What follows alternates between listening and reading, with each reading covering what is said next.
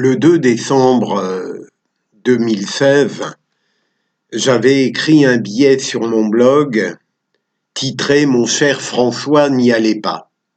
François Fillon venait de remporter brillamment la primaire et François Bayrou avait indiqué qu'il n'adhérait pas vraiment au projet présidentiel de François Fillon et dans son extrême radicalité.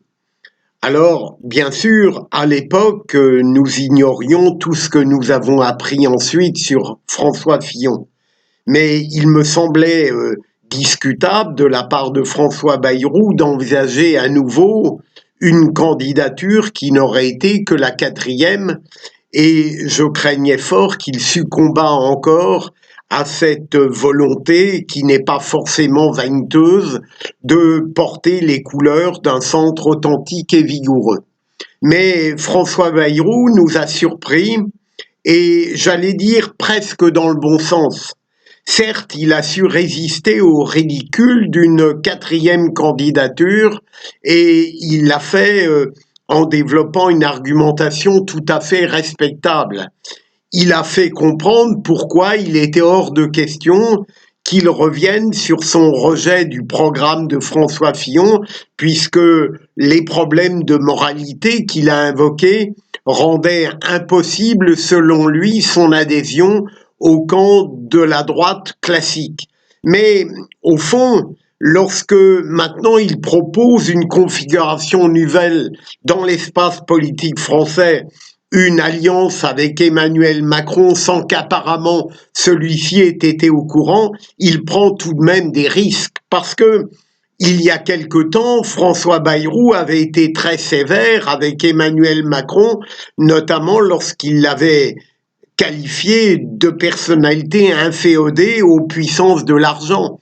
De la même manière, François Bayrou, qui a été très déçu et à juste titre par le quinquennat de François Hollande, n'hésite pas à proposer une alliance à quelqu'un qui, bien sûr, est critique à l'égard de ce quinquennat, mais tout de même est surgi de celui-ci et est prêt à en valider une grande partie, même dans une candidature et une campagne qui se veulent atypiques.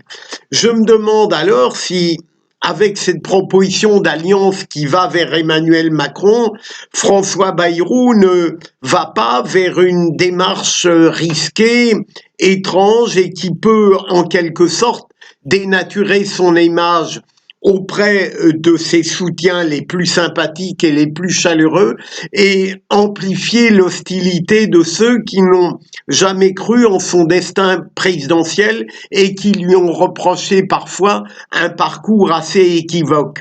On verra bien. J'imagine mal pour l'instant comment ces deux personnalités exceptionnelles dans un genre différent vont s'accorder. D'ailleurs, Emmanuel Macron va-t-il accepter cette alliance proposée? Je ne sais pas. En tout cas, j'avoue que pour l'instant, je suis plutôt saisi que enthousiaste et certes, François Bayrou a réussi à nous surprendre.